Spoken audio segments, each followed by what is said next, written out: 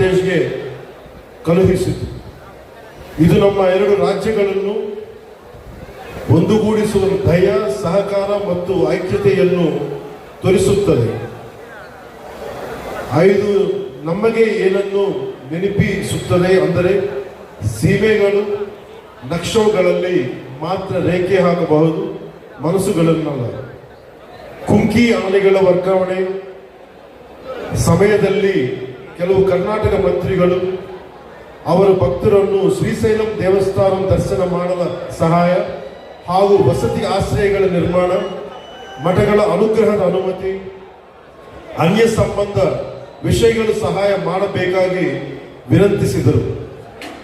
ವಿನಂತಿಸಿದಂತೆ ಗೌರವಾನ್ವಿತ ಮುಖ್ಯಮಂತ್ರಿ ಶ್ರೀ ನಾರಾ ಚಂದ್ರಬಾಬು ನಾಯ್ಡುರವರ ಮತ್ತು ನಾನು ಸಂಬಂಧಿತ ವಿಭಾಗಗಳೊಂದಿಗೆ ಸಭೆ ಮಾಡಿದ್ದೇವೆ. ಗೌರವಾನ್ವಿತ ಪ್ರಧಾನಮಂತ್ರಿ ಶ್ರೀ ನರೇಂದ್ರ ಮೋದಿಜಿ ಅವರ ನೇತೃತ್ವದಲ್ಲಿ ಕೇಂದ್ರ ಸರ್ಕಾರ ಸಹಾಯದೊಂದಿಗೆ ನಮ್ಮ ಪ್ರೀತಿಯ ಕರ್ನಾಟಕ ಜನರಿಗೆ ಈ ಸಮಸ್ಯೆಗಳನ್ನು ಸುಲಭವಾಗಿಸುವ ಕಾರ್ಯದಲ್ಲಿದ್ದೇವೆ. ಈ ವೇದಿಕೆ ಮೂಲಕ ನಾನು ಹೇಳಬೇಕೆಂದು ಇಷ್ಟಪಡುವುದೇನೆಂದರೆ, ಕಲೆ ಮತ್ತು ಸಂಸ್ಕೃತಿ ನಮ್ಮನ್ನು ಒಂದುಗೂಡಿಸಬೇಕು, ಹೊರತು ಬೇರೆ ಮಾಡಬಾರದು. Art and culture should unite us, not divide us. ನಾವು ಎಲ್ಲರೂ ಭಾರತ ಮಾತೆಯ ಮಕ್ಕಳು, ಸಾಮಾನ್ಯ ಮೌಲ್ಯಗಳ ಮತ್ತು ಪರಸ್ಪರ ಗೌರವಕ್ಕೆ ಬದ್ಧರಾಗಿರುತ್ತವೆ.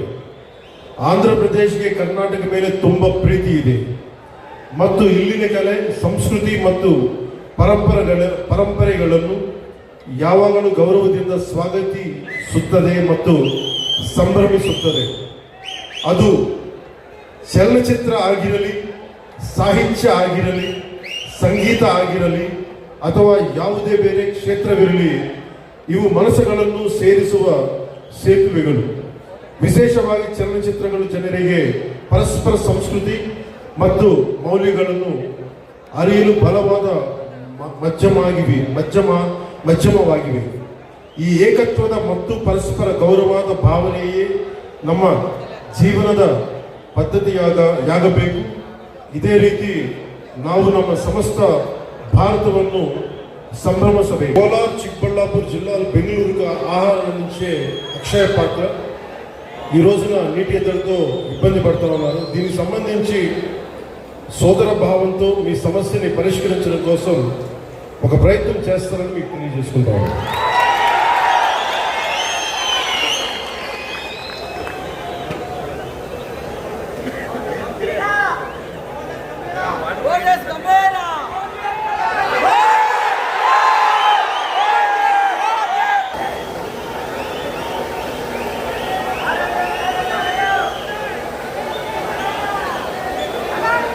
ಆಂಧ್ರಪ್ರದೇಶ ಸೀಮೆ ಹತ್ತಿರದ చింతామణి ఇక్కడికి వస్తూ ఉంటే చింతామణిలో ప్రతి ఒక్కరు కూడా మన అభిమానులందరికీ అంటే ఎంత అదృష్టం చేసుకున్నామంటే మనందరం మీ అందరి అభిమానం, మీ అందరి ప్రేమ, ఒక మహోన్నతమైన న్యాయమూర్తి 75వ సంవత్సరం పుట్టినరోజుకి మనమందరం వచ్చి మీ శుభాకాంక్షలు, మీ ఆశీస్సులు ఆయనకి నిండుగా ఉన్నందుకు చాలా చాలా ఆనందంగా ఉన్నాయి. ಆಂಧ್ರಪ್ರದೇಶ ಸೀಮೆ ಹತ್ತಿರದ చింತಾಮಣಿಯ ಈ ನಗರದಲ್ಲಿ ಇಂದು ಇರುವುದು నాకు ಗೌರವವಾದ ವಿಷಯ. ಇದು ನಮ್ಮ ಸಮಾನ ಮೌಲ್ಯಗಳು ಮತ್ತು ಆಳವಾದ ಸಂಬಂಧಗಳನ್ನು ಪ್ರತಿನಿಧಿಸುತ್ತದೆ. ಆಂಧ್ರಪ್ರದೇಶ ಮತ್ತು ಕರ್ನಾಟಕದ ಸಂಬಂಧ ಪರಸ್ಪರ ಗೌರವ ಮತ್ತು ದಶಕಗಳ ಸ್ನೇಹ ಮತ್ತು ಸಹಕಾರದ ಮೇಲೆ ಬಲವಾಗಿ ನಿಂತಿದೆ. ಅನೇಕ ತೆಲುಗು ಕುಟುಂಬಗಳು ಕರ್ನಾಟಕದಲ್ಲಿ ನೆಲೆಸಿದ್ದಾರೆ ಹಾಗೂ ಇಲ್ಲಿನ ಸಾಮಾಜಿಕ ಮತ್ತು ಸಾಂಸ್ಕೃತಿಕ ನೆಲೆಯನ್ನು ಸಮೃದ್ಧಪಡಿಸಿದ್ದಾರೆ. ಹಾಗೆಯೇ ಆಂಧ್ರಪ್ರದೇಶನಲ್ಲಿ ಅನಂತಪುರ, ಶ್ರೀ ಸತ್ಯಸಾಯಿ ಮತ್ತು ಕಣ್ಣೂರು ಜಿಲ್ಲಾಗಳಲ್ಲಿ 57 ಕನ್ನಡ ಮಾಧ್ಯಮ ಶಾಲೆಗಳಿವೆ. ಅಲ್ಲಿ ಮಕ್ಕಳಿಗೆ ತಮ್ಮ ಮಾತೃಭಾಷೆಯಲ್ಲಿ ಕಲಿಕೆಯ ಅವಕಾಶವನ್ನು ಕೊಡುತ್ತಿದೆ. ಇತ್ತೀಚೆಗೆ ಕರ್ನಾಟಕ ಸರ್ಕಾರವು 4 ಕುಂಕಿ ಆನೆಗಳನ್ನು ಮಾನವ ಮೃಗ ಸಂಘಟನೆಗಳನ್ನು ನಿಯಂತ್ರಿಸಲಿಕ್ಕೆ ಗೌರವಾನ್ವಿತ ಜಸ್ಟಿಸ್ ಬಿ ಗೋಪಾಲ್ ಗೌಡ ಅವರು 75ನೇ ಜನ್ಮದಿನ ಆಚರಣೆಯ ಈ ವಿಶೇಷ ಸಮಾರಂಭದ ಭಾಗವಾಗಿರುವುದು ನನಗೆ ಅಪಾರ ಸಂತೋಷ ಮತ್ತು ಗೌರವದ ಭಾವನೆಯನ್ನು ನೀಡುತ್ತದೆ. ಅವರು ಭಾರತೀಯ ನ್ಯಾಯ ವ್ಯವಸ್ಥೆಯಲ್ಲಿ ಬಹು ಗೌರವನೀಯ ವ್ಯಕ್ತಿತ್ವಗಳಲ್ಲಿ ಒಬ್ಬರು. ಸತ್ಯ, ದಯ ಮತ್ತು ನ್ಯಾಯಕ್ಕೆ ಇರುವ ದೃಢ ನಿಷ್ಠೆಯಿಂದ ಪರಿಚಿತ. ಮನಸ್ಸಾಕ್ಷಿಗೆ ಅನುಸರಿಸಿ ನಡೆದರ ನ್ಯಾಯ ಹೇಗೆ ಜೀವನಗಳನ್ನು ಬದಲಬಲಿಸಬಹುದು ಎಂಬುದಕ್ಕೆ ಅವರು ನಿಜವಾದ ఉదాహరణ.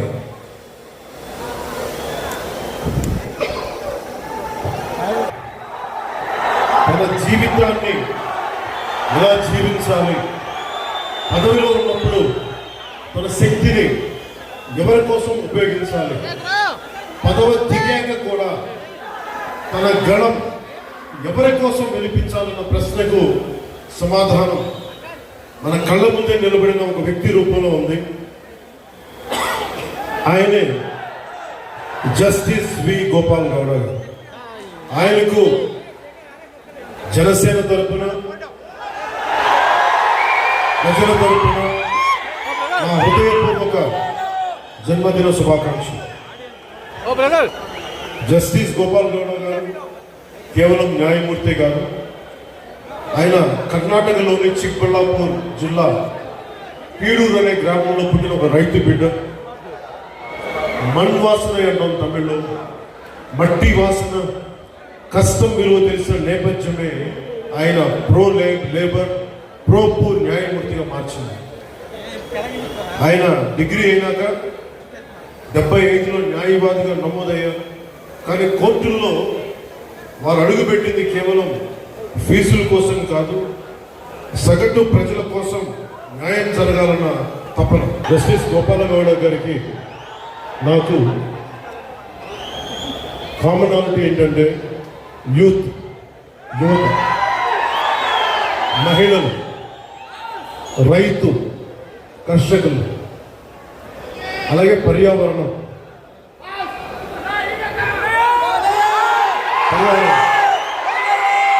ఇవన్నీ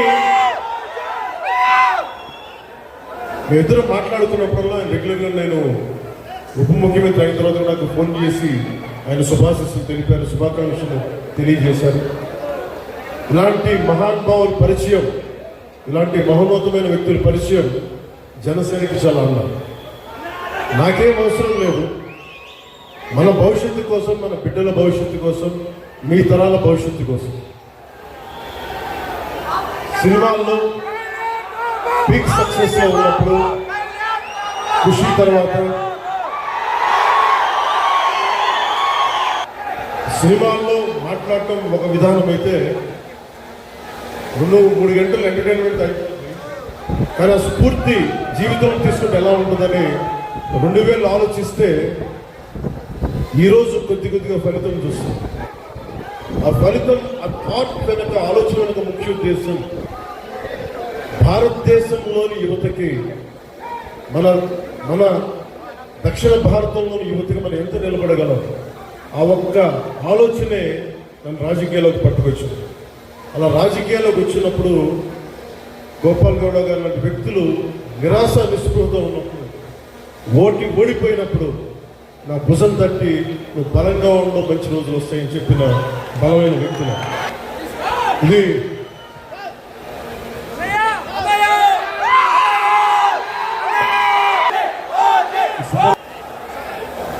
సినిమా మంచిది. కానీ మనకి సినిమాకి వెళ్ళి చూడాలన్నా పర్యావరణం కానీ, అలాగే కుల కట్టుబాట్లని ఛేదించి కులాలని దాటి మనం భారతీయులుగా ముందుకెళ్ళాలి. ఇలాంటివన్నీ కూడా నాకు గోపాల్ గౌడ గారి సంభాషణలు దొరుకుతూ ఉంటాయి. అలాగే ఇక్కడికి రాగానే చాలామంది పెద్దలతో మాట్లాడారు. ఇక్కడ మనకి నీటి సమస్య ఉందని, పెన్నార్ మరియు పలార్ నదీ పరివాహక ప్రాంతం మీద 10,000 చదరపు కిలోమీటర్ల వరకు విస్తరించి ఉంది. పూర్వపు కోలార్ ప్రాంతం ఒకప్పటికి సిటీ ఆఫ్ లైట్స్, సరస్వతి నగరంగా పేరుగాంచిన బెంగళూరుకి దగ్గరలో ఉన్న ఈ కోలార్ ప్రాంతంలో దాదాపు 5,000 పైగా చెరువులు ఉన్నాయి. ఈ ప్రాంతం మన దక్షిణాసియా ఖండంలోనే ఎక్కువగా సరస్సులు, చెరువులు కలిగి ఉన్న ప్రాంతం. ఇది మన పూర్వీకులు మధ్యయుగ పాలకులు నీటి సంరక్షణ, నీటి పరివాహక నిర్వహణ వారికి ఉన్న అపార విజ్ఞానానికి నిదర్శనం.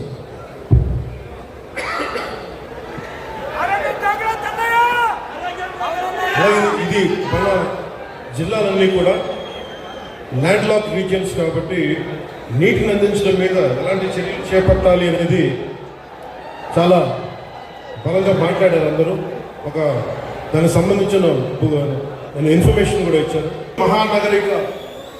మహానగర పాలిక స్టాండింగ్ కౌన్సిల్గా పనిచేసిన, లా కాలేజీలో ప్రొఫెసర్గా పాఠాలు చెప్పిన ఆయన దృష్టి ఎప్పుడు కార్మికుల, కర్షకుల సమస్యలపైనే ఉంది.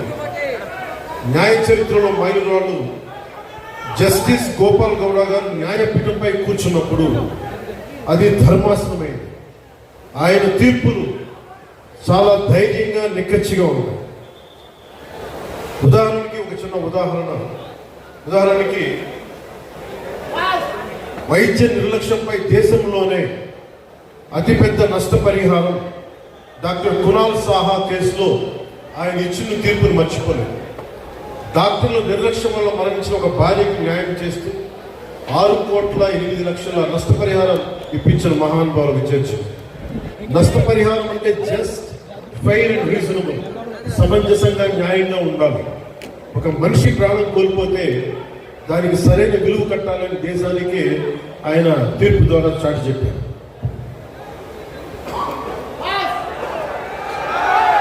కార్మికుడికి రక్షణ, ఒక హైకోర్టు తీర్పును కొట్టివేస్తూ కార్మికుడికి అక్రమ తొలగింపులకు పరిహారం బదులు ఉద్యోగం పునరుద్ధరణ, రీఇన్స్టేట్మెంట్ తప్పనిసరిని తేల్చి చెప్పారు. కార్మికుడికి ఉద్యోగం అంటే కేవలం జీతం కాదు, అది అతని గౌరవం, అతని భద్రత నిరూపించింది. రైతు భూముల్ని ఒక రక్షకులుగా, పాత చట్టాల పేరుతో రైతుల భూముల్ని లాక్కోవడం ఎంతవరకు ధర్మం? భూసేకరణ చట్టం 2013లోని సెక్షన్ 24 పారాగ్రాఫ్ 2ను పటిష్టంగా అమలు చేస్తూ 5 ఏళ్లుగా పరిహారం చెల్లించని రైతుల భూములను అక్విజిషన్ ల్యాబ్స్ చేసి తిరిగి వారికి అప్పగించారు. మహానగర పాలిక స్టాండింగ్ కౌన్సిల్గా పనిచేసిన, లా కాలేజీలో ప్రొఫెసర్గా పాఠాలు చెప్పిన ఆయన దృష్టి ఎప్పుడు కార్మికుల, కర్షకుల సమస్యలపైనే ఉంది. న్యాయ చరిత్రలో మైలురాళ్ళు జస్టిస్ గోపాల్ గౌడ గారు న్యాయపీఠంపై కూర్చున్నప్పుడు అది ధర్మాసనమైంది. ఆయన తీర్పులు చాలా ధైర్యంగా, నిక్కచ్చిగా ఉన్నాయి. ఉదాహరణకి ఒక చిన్న ఉదాహరణకి వైద్య నిర్లక్ష్యంపై దేశంలోనే అతిపెద్ద నష్టపరిహారం డాక్టర్ కునాల్ సాహా కేసులో ఆయన ఇచ్చిన తీర్పును మర్చిపోలేదు. డాక్టర్ల నిర్లక్ష్యం వల్ల మరణించిన ఒక భార్యకు న్యాయం చేస్తూ 6,08,00,000 నష్టపరిహారం ఇప్పించిన మహానుభావులు విచర్చు.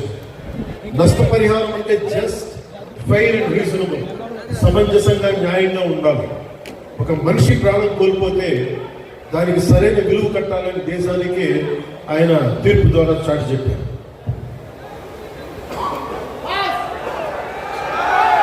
కార్మికుడికి రక్షణ, ఒక హైకోర్టు తీర్పును కొట్టివేస్తూ కార్మికుడికి అక్రమ తొలగింపులకు పరిహారం బదులు ఉద్యోగం పునరుద్ధరణ, రీఇన్స్టేట్మెంట్ తప్పనిసరిని తేల్చి చెప్పారు. కార్మికుడికి ఉద్యోగం అంటే కేవలం జీతం కాదు, అది అతని గౌరవం, అతని భద్రత నిరూపించింది. రైతు భూముల్ని ఒక రక్షకులుగా, పాత చట్టాల పేరుతో రైతుల భూముల్ని లాక్కోవడం ఎంతవరకు ధర్మం? భూసేకరణ చట్టం 2013లోని సెక్షన్ 24 పారాగ్రాఫ్ 2ను పటిష్టంగా అమలు చేస్తూ 5 ఏళ్లుగా పరిహారం చెల్లించని రైతుల భూములను అక్విజిషన్ చేసి తిరిగి వారికి అప్పగించారు. ఇక్కడికి వచ్చిన అభిమానులకి, జన సైనికులకి ఆడపడుచులకి హృదయపూర్వక నమస్కారం.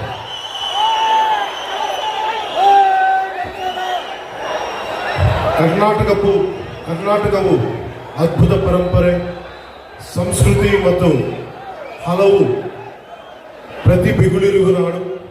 ಜಗತ್ತಿಗೆ ಅವರ ಇಂಜಿನಿಯರಿಂಗ್ ತೇಜಸ್ಸು ಮತ್ತು ದೃಷ್ಟಿಕೋನದಿಂದ ಭಾರತದ ಮೂಲಸೌಕರ್ಯವನ್ನು ಬದಲಿಸಿದ ಭಾರತ ರತ್ನ ಮೋಕ್ಷಗುಂಡಂ ವಿಶ್ವೇಶ್ವರಯ್ಯಂತಹ ಮತ್ತು ಅವರ ರಚನೆಗಳ ಮೂಲಕ ಮಾನವೀಯತೆ, ಸಮಾನತೆ ಮತ್ತು ಸಾಮಾಜಿಕ ನ್ಯಾಯದಂತಹ ಮೌಲ್ಯಗಳನ್ನು ತಲೆಮಾರುಗಳಿಗೆ ಪ್ರೇರಣೆ ಕೊಟ್ಟಿರುವ ಪ್ರಸಿದ್ಧ ಕವಿಗಳಾದ ರಾಷ್ಟ್ರಕವಿ ಕುಪ್ಪಳಿ ವೆಂಕಟಪ್ಪ ಪುಟ್ಟಪ್ಪ ಕುವೆಂಪು ಅವರಂತಹ ಮಹನೀಯರನ್ನು ಕೊಟ್ಟಿರುವ ನಾಡು.